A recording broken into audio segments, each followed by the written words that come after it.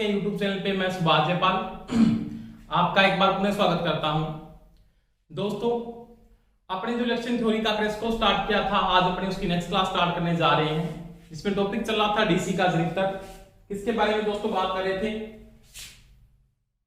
DC generator के बारे में बात कर रहे थे, डीसी के जनरेटर के बारे में बात कर रहे थे। डीसी जनरेटर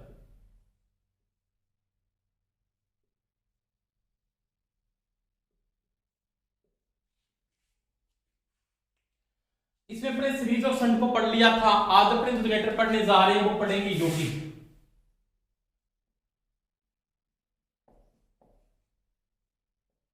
यौगिक जनरेटर। यौगिक का मतलब इंग्लिश में क्या बोलते हैं? कंपाउंड। क्या बोलते हैं? कंपाउंड।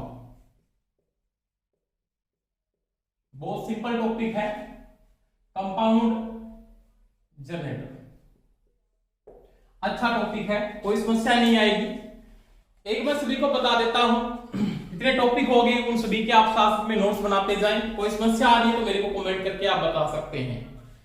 अब देखो दोस्तों, ये कंपाउंड जनरेटर क्या है या इसको अपने यौगिक जनरेटर क्यों कहते हैं? नॉर्मल सी बात है। इसके अंदर क्या होता है कि सीरीज क्षेत्र कुंडलन प्लस शंट क्षेत्र कुंडलन का कॉम्बिनेशन होता है। दोनों जुड़ जाती है एक साथ, सीरीज और शंट। यानी सीरीज फील्ड वाइंडिंग भी जुड़ जाती है और कौन सी जुड़ जाती है? शंट फील्ड वाइंडिंग भी इसके अंदर यहां पे जुड़ जाती है। इन दोनों के कॉम्बिनेशन के कारण इसको क्या बोलते हैं? कंपाउंड या क्या बोलते हैं? यौगिक जनरेटर कहा जाता है। यानी मेरी नॉर्मल सी बात होगी यहां पे कि सीरीज फील्ड वाइंडिंग क्या बनाएगी? फाई क्या स्थापित करेगी? फाई प्लस में यहां पे क्या बनाएगी? शंट फील्ड वाइंडिंग फ्लक्स को स्थापित करेगी। इन दोनों का जो फ्लक्स है ना, वो दोनों का फ्लक्स यहां पे या तो संयोग करेगा या क्या करेगा? विरोध करेगा। और दोनों वाइंडिंग के जुड़ने के कारण इसको क्या कहा जाता है? कंपाउंड कहते हैं, या इसको क्या कहते हैं दोस्तों? यौगिक जनरेटर कहा जाता है। अब मैं अगर यौगिक जनरेटर की बात करता हूं तो सीरीज फील्ड वाइंडिंग का यहां पे क्या कार्य है? इसका सीरीज फील्ड यानी क्षेत्र कुंडलन यानी सीरीज कुंडलन।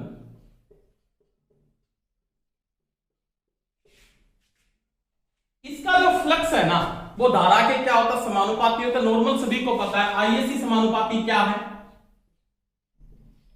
आईएससी समानुपाती फाईएससी है।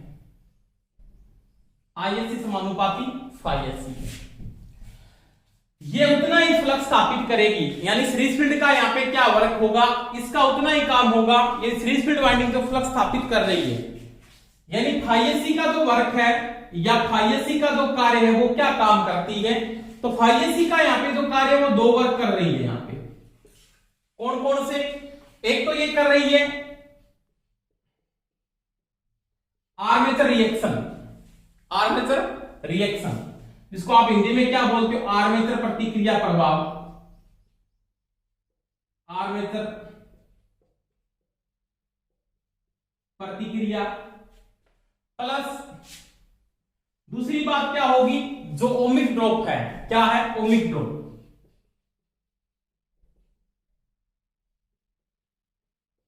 ओमिक ड्रॉप का मतलब जो आर्मेचर में वोल्टेज ड्रॉप हो रही है, यानी आर्मेचर प्रतिक्रिया प्रभाव के कारण जो वोल्टेज ड्रॉप हो रही है यानी वी ड्रॉप हो रही है आर्मेचर रिएक्शन के कारण। आर्मेचर रिएक्शन के कारण आपका फ्लक्स क्या हो रहा है? कमजोर है। उसके कारण वोल्टेज के मान में क्या आ रही है? कमी आ रही है, यानी उसके कारण भी एक प्रकार से वोल्टेज ड्रॉप हो रही है। यानी आर्मेचर रिएक्शन के कारण जो फ्लक्स में कमी आ रही है। दूसरी बात ओमिक ड्रॉप। ओमिक ड्रॉप कौन कर रहा है? आर्मेचर क्या कर रहा है? आईए इंटू आर। आईए इंटू आर। तो ये सीरीज फील्ड वाइंडिंग उतना ही फ्लक्स स्थापित करेगी जिसके कारण आर्मेचर रिएक्शन प्रभाव और जो ओमिक ड्रॉप है उसकी क्या कर सके? पूर्ति कर सके। यानी सीरीज फील्ड कुंडलन को यहां पे स्थापित करने का रीजन यही होता है कि यहां पे आर्मेचर रिएक्शन प्रभाव के कारण जो वोल्टेज ड्रॉप हो रही है, वोल्टेज में कमी आ रही है या फ्लक्स में जो कमी आ रही है उसकी पूर्ति करना। दूसरी बात ओमिक ड्रॉप कौन कर रहा है? आर्मेचर, IA इंटू RA जो ड्रॉप हो रही है उसकी क्या करना? पूर्ति करना। समझ में आ गई दोस्तों मेरी बात? तो इसका जोड़ने का रीजन यही होगा यहाँ पे, जैसे मेरे पास शंट जनरेटर है, शंट जनरेटर में मेरे को पता आर्मेचर रिएक्शन के कारण वोल्टेज गिरती है और ओमिक ड्रॉप के कारण वोल्टेज गिरती है। उन दोनों की पूर्ति करने के लिए मैं यहाँ पे सीरीज फील्ड वाइंडिंग के कुछ टर्न डाल देता हूं। उतने ही टर्न डालूंगा जो आर्मेचर रिएक्शन प्रभाव को दूर कर दे और ओमिक ड्रॉप की क्या कर दे? पूर्ति कर दे। दूसरी बात, इसका जो फाइएसी का जो फ्लक्स है ना, फाइएसी का जो मान होगा वो किस पे डिपेंड करेगा? वो लोड पे डिपेंड करेगा। किस पे डिपेंड करेगा? भार पर। फाइएसी का मान भार पर निर्भर करता है। ये सिंपल बात, आपने सीरीज फील्ड को जोड़ा था, अगर लोड में चेंजिंग आएगी तो सीरीज का फ्लक्स क्या होगा दोस्तों? चेंज होगा। आगे डिटेल से पूरा समझेंगे। यानी फाइएसी का मान लोड पे क्या करेगा? निर्भर करेगा। अगर आपका आईएल का मान यहां पे शून्य है, आईएल का मान अगर शून्य है, अगर क्या दोस्तों? शून्य है। अगर आईएल का मान शून्य है तो फाइएसी का मान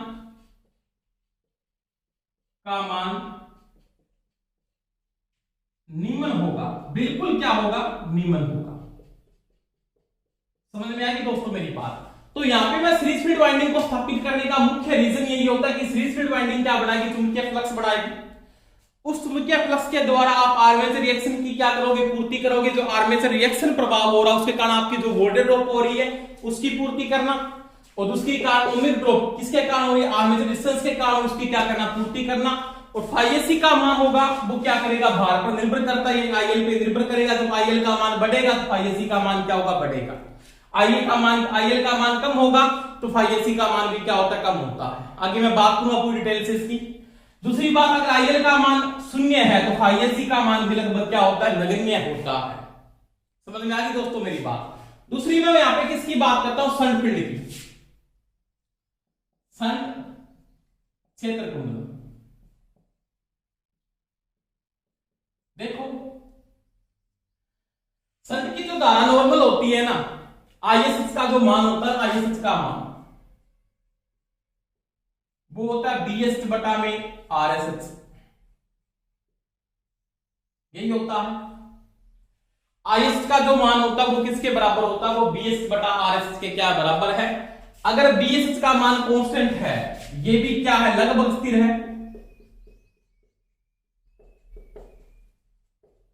और ये नॉर्मल आपको पता है स्थिर ही होगा रेजिस्टेंस का मान। तो अगर ये दोनों का मान स्थिर है तो फाइएसएच का मान क्या होगा? स्थिर होगा।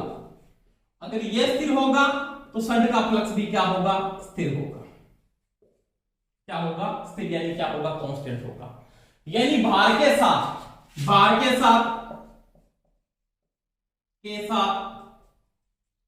फाइएसएच का मान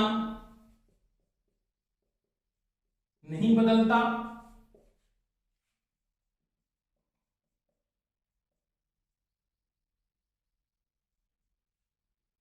क्योंकि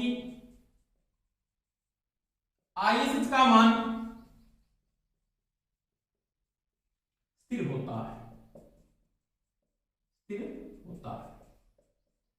इसका मतलब शंट का फ्लक्स नॉर्मली क्या होता है? स्थिर होता है, और सीरीज का फ्लक्स है वो लोड के साथ दोस्तों क्या होता है? बदलता है।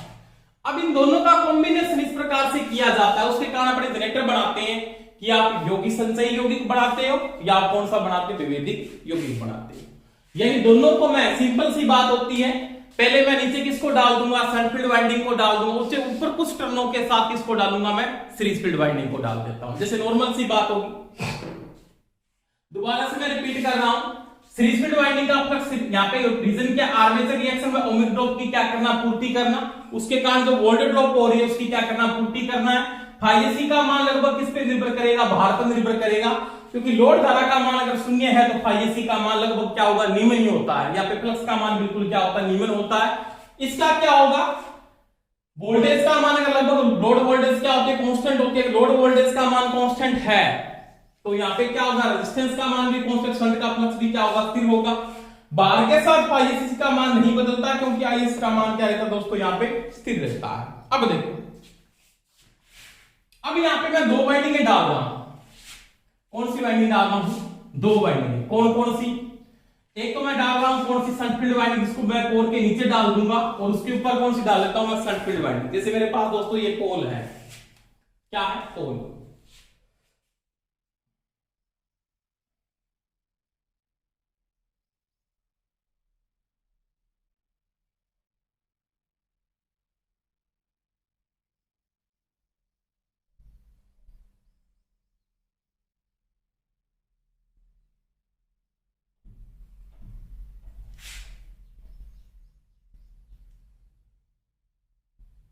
इस प्रकार से एक पोल बड़ा मान गई।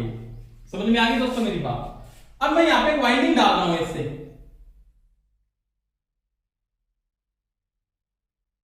दो इलेक्ट्रॉनों के साथ मैंने किसको डाल दिया? यहां पे डाल दिया सीरीज फील्ड वाइंडिंग। एक तो सीरीज फील्ड को डाल दिया। ये तो जो वाइंडिंग है वो तो कौन सी है? Series field winding. सीरीज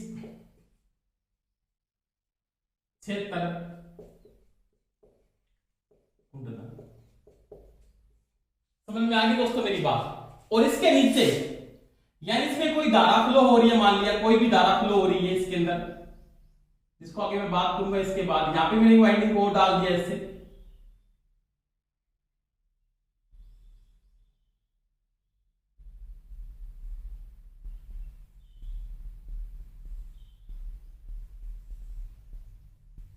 पतला सा लगता होता दिख क्या होते हैं यहाँ पे? टर्न होते हैं। इस प्रकार से वाइंडिंग को मैंने यहाँ पे और डाल दिया ऐसे।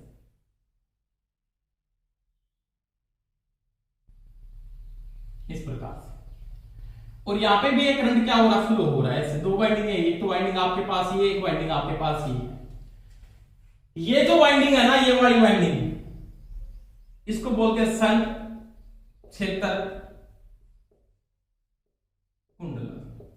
क्या बोलते हैं? शंट क्षेत्र कुंडल। अब देखो इसमें जो धारा फ्लो हो रही है ऐसे फ्लो हो रही है ऐसे, इस प्रकार से ऐसे घूम के धारा क्या आ रही है? वापिस बाहर है। इसमें भी धारा ऐसे फ्लो हो रही है।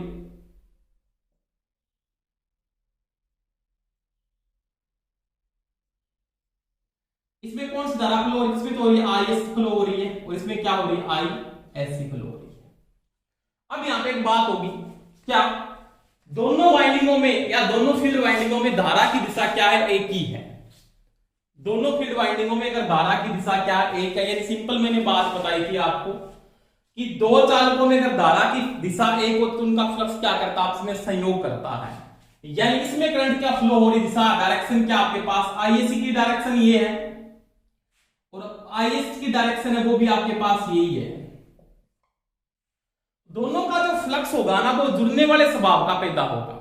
दोनों का जो फ्लक्स होगा वो जुड़ने वाले स्वभाव का पैदा होगा। यानी मैं क्या बोलूंगा कि दो चालकों में अगर धारा का दिशा एक ही होती है तो उनका फ्लक्स आपस में क्या करता है दोस्तों? संयोग करता है। मैंने आपको ये नियम बताया भी है कि दो चालक अगर समांतर में लेकर मैग्नेट में टॉपिक करवाया पूरा आपको कि समांतर में रखेंगे तो उनमें कौन सा बल स्थापित होता है? तो उनमें अट्रैक्शन का बल होता है। तो इनका फ्लक्स क्या होता है? यहाँ पे जुड़ता है। यानी क्या करेगी? फाई बनाएगी। ये तो क्या बनाएगी? Phi S. ये क्या बनाएगी? Phi S H.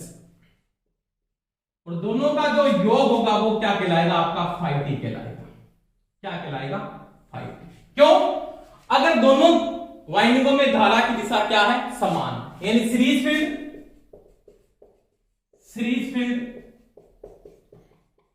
व शंट फील्ड दोनों कुंडलों में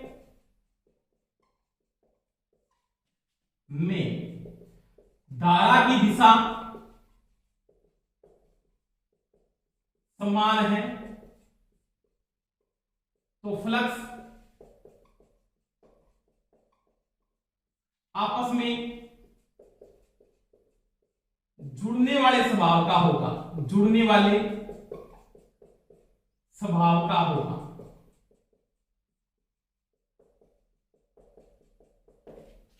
यानी फाई टी बराबर क्या होगा? फाई एस सी प्लस में क्या होगा? फाई एस होगा। तो इसको क्या बोलते हैं? कम्युनिटी कंपाउंड बोलते हैं। इसको अपने फिर क्या बोला जाता है? इसको बोलते हैं संचयी यौगिक। संचयी यौगिक जनित्र। आपको प्रश्न में यहां पे ऐसे पूछ सकता है कि एक कंपाउंड जनरेटर के अंदर, किसमें, कंपाउंड में, बताऊंगा पूरा डिटेल कंपाउंड का, फिर भी बढ़ाएंगे।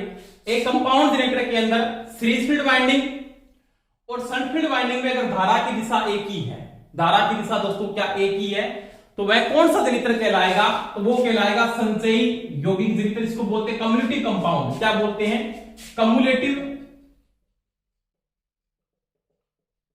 Compound generator. Cumulative compound generator, cumulative का मतलब होता है संचयी यौगिक जनरेटर। उन दोनों का फ्लक्स उस समय क्या होगा, जुड़ेगा, जुड़ने वाले स्वभाव का होगा। उस अवस्था में अपने को एक चीज का ध्यान रखना है कि दोनों वाइंडिंगों में धारा की दिशा दोस्तों क्या रहे, एक रहे। अगर दो चालक समांतर में रखे हैं, उनमें धारा की दिशा क्या एक ही है, तो उनका जो फ्लक्स होता है वो जुड़ने वाले स्वभाव का होता है। वही वाइंडिंग है कि नीचे वाली वाइंडिंग का जो फ्लक्स होगा वो हाई होगा, सभी को पता है टर्नों की संख्या ज्यादा, शंट फील्ड वाइंडिंग का फ्लक्स क्या होगा, ज्यादा होगा। सीरीज फील्ड वाइंडिंग में टर्नों की संख्या बिल्कुल एक दो टर्न रखते हैं यहाँ पे। वही बात आर्मेचर रिएक्शन और आई या ड्रॉप को देखते हुए इनमें टर्नों की संख्या का मान बिल्कुल क्या रखते हैं, निम्न रखते हैं। दोनों में धारा की दिशा आपके पास क्या एक ही है, और धारा की दिशा एक ही होगी तो दोनों का जो फ्लक्स होगा वो जुड़ने वाले स्वभाव का होगा, यानी फाइएसी बराबर फाइएसएस प्लस में फाइएसी बराबर क्या होगा, फाइडी टोटल फ्लक्स होगा। तब इसको क्या बोलते हैं, संचयी यौगिक कहा जाता है। क्या बोलते हैं, संचयी यौगिक या कम्युलेटिव कंपाउंड कहा जाता है। अब देखो, अगर ये कम्युलेटिव कंपाउंड नहीं था, कौन सा नहीं है, कम्युलेटिव कंपाउंड। अगर आपका पोल इस प्रकार से बना हुआ है, मैंने पोल के ऊपर क्या कर दी, वाइंडिंग को स्थापित कर दिया पोल Q के ऊपर, ऐसे ये मेरा पोल Q है ऐसे।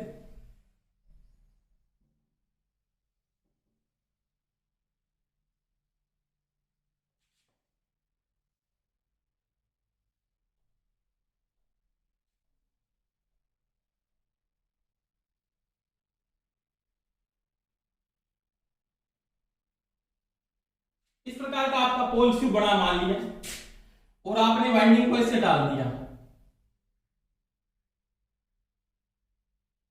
इस प्रकार से, एक दो टर्न के साथ कौन सी वाइंडिंग डाल दी, सीरीज फील्ड को डाल दिया ऐसे, ठीक है। और एक वाइंडिंग आपने ये डाल दी।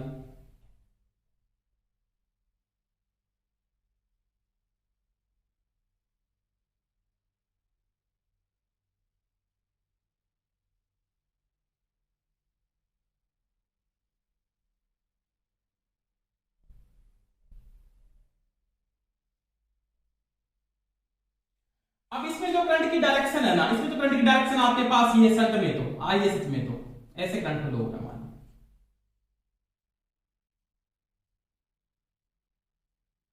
ठीक है। यहां से करंट क्या जाएगा, बाहर आ गया। सीरीज फील्ड वाइंडिंग में धारा की दिशा आपके पास ये रख दी, ऐसे फ्लो हो रहा, मान यहां से करंट जा रहा है और यहां से क्या आ रहा है, बाहर। इसका दिशा आपके पास ये है ऐसे, ये आपके पास आईएससी है, ठीक है। अब देखो, दोनों वाइंडिंगों में धारा की दिशा क्या अलग अलग है, तो दोनों का फ्लक्स होगा वो आपस में क्या करेगा, विरोध करेगा। यानी इसमें धारा की दिशा क्या है, आईएससी में जो फ्लक्स धारा फ्लो हो रही है वो ऐसे फ्लो हो रहा है, करंट समझ में आ गई दोस्तों मेरी बात। शंट में जो फ्लक्स फ्लो हो रहा है, धारा फ्लो हो रही है वो ऐसे फ्लो हो रही है। तो दोनों में धारा की दिशा क्या होती है, अगर अलग अलग होते तो दोनों के बीच में कौन सा बल लगता है, प्रतिकर्षण का बल, या कौन सा लगता है, रिपल्सन का बल लगता है। कौन सा लगता है दोस्तों, प्रतिकर्षण का बल लगता है, क्योंकि इसमें धारा की दिशा, वही बात है ना, दो चालक समांतर में रखे गए, धारा की दिशा अलग अलग हो तो दोनों के बीच में कौन सा बल लगेगा, रिपल्सन होगा, और रिपल्सन से हमेशा ही फ्लक्स क्या होता है, कमजोर होता है। यानी आईएससी व आईएसएच में धारा की दिशा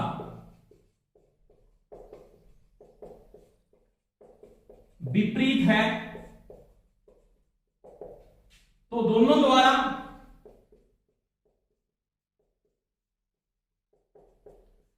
स्थापित फ्लक्स आपस में विरोधी प्रकृति का होगा, विरोधी प्रकृति का होगा, यानी जुड़ेगा नहीं, आपस में क्या करेंगे, रिपल्सन करेंगे, क्योंकि दोनों में धारा की दिशा क्या है, विपरीत है। अब देखो, अब यहां पे ज्यादा फ्लक्स, इसका फ्लक्स तो क्या होगा, हाई फ्लक्स है, इसका फ्लक्स क्या है, लो फ्लक्स है।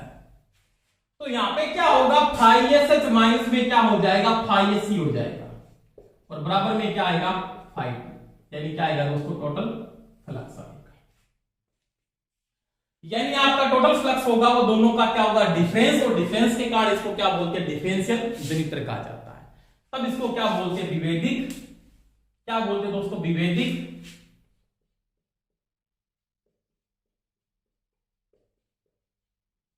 यौगिक जनित्र, यानी डिफरेंशियल कंपाउंड जनरेटर। इस डिफरेंस के कारण यानी दोनों का फ्लक्स यहां पे जुड़ेगा नहीं, दोनों का फ्लक्स आपस में क्या करता है दोस्तों, यहां पे विरोध करता है, क्योंकि दोनों में धारा की दिशा क्या है, अलग अलग है। इसमें करंट ऐसे फ्लो हो रहा है, यानी एक चालक में तो करंट आपका ऐसे फ्लो होगा, उसका फ्लक्स आपका ऐसे घूम रहा है, एक में फ्लक्स नीचे की, उसका फ्लक्स उसके क्या घूम रहा है, उल्टा घूम रहा है।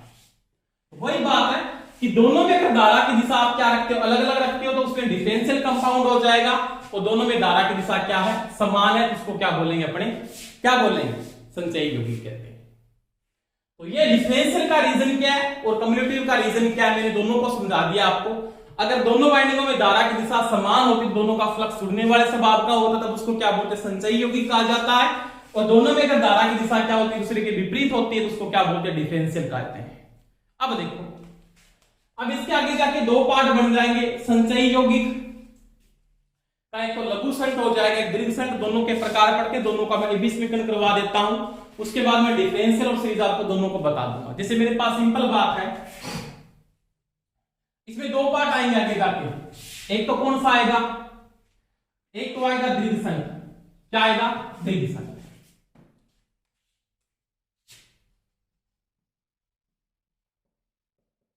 आगे पूरा डिटेल से पढ़ेंगे, और एक आएगा आपके पास लघु संट।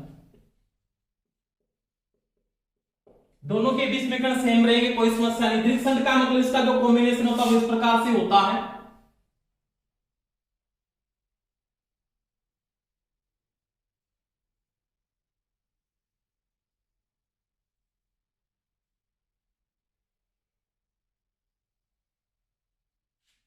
एक बार दीर्घ संट का बता देता हूं दोनों को।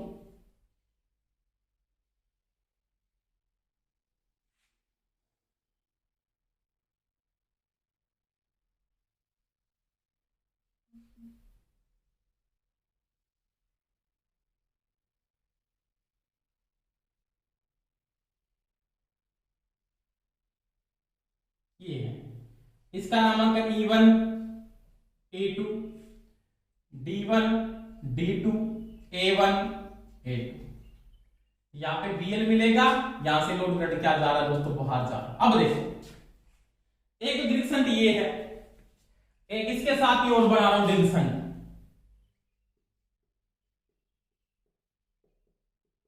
आपको दोनों के दोनों बताने हैं। अब देखो, एक में दीर्घ संट ऐसे बना दिया,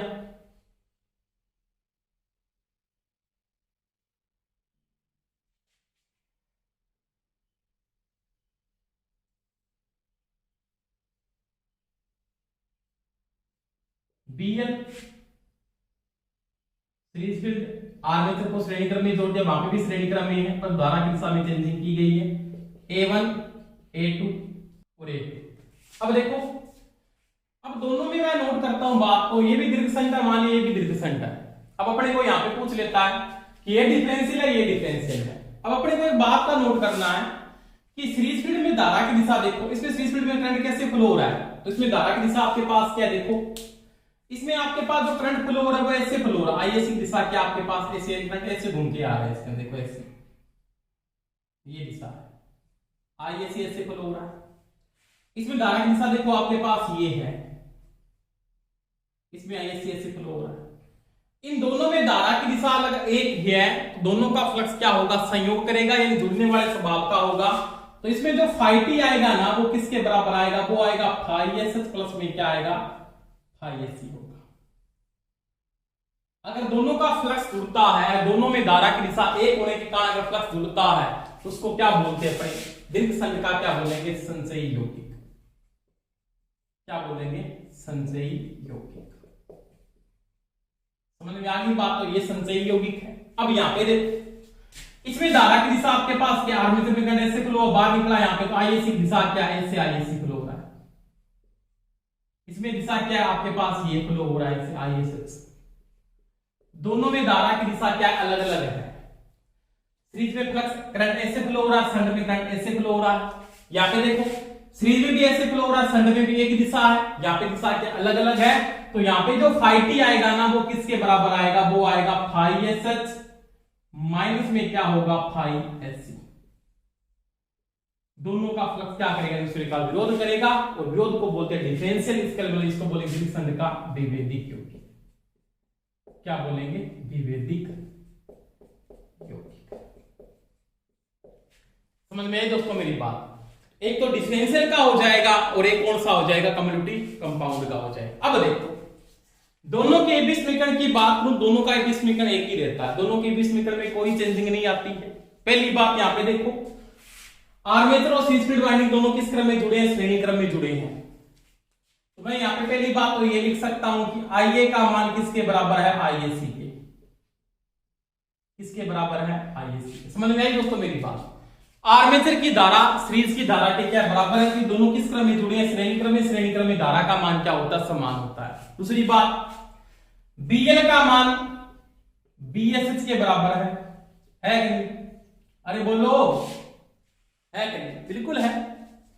यहां की टर्मिनल वोल्टेज यहां की टर्मिनल वोल्टेज क्या बराबर है, समांतर क्रम में वोल्टेज का मान क्या रहता है, समान रहता है दोस्तों। इसलिए लिख सकता हूं मैं ये भी आईएसएच बराबर में बीएसएच बटा में आरएसएच।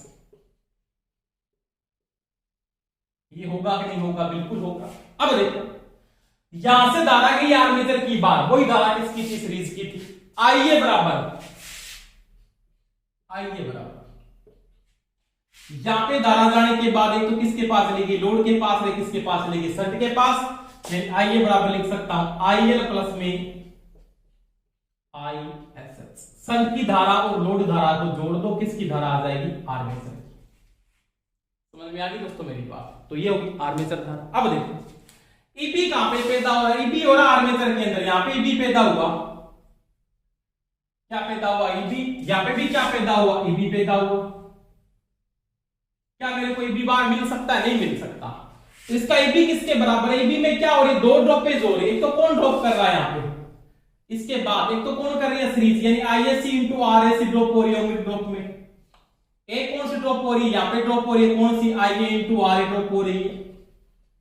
दो ओमिक ड्रॉप हो रही है, दो ओमिक ड्रॉपों को बीएल के साथ जोड़ दो, किसका मान आ जाएगा, ईबी का मान आएगा। यानी ईबी बराबर मैं ये लिख सकता हूं बीएल प्लस में आईए इंटू आरए।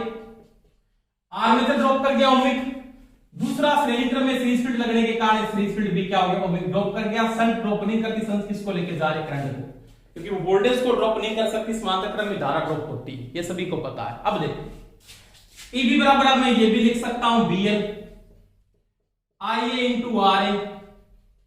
आईएसी को हटा के आईए लिख सकता हूं, बिल्कुल लिख सकता हूं, इंटू में आरए लिख सकता हूं, क्योंकि दोनों का मान समान, दोनों में कोई चीज लिख सकते हैं।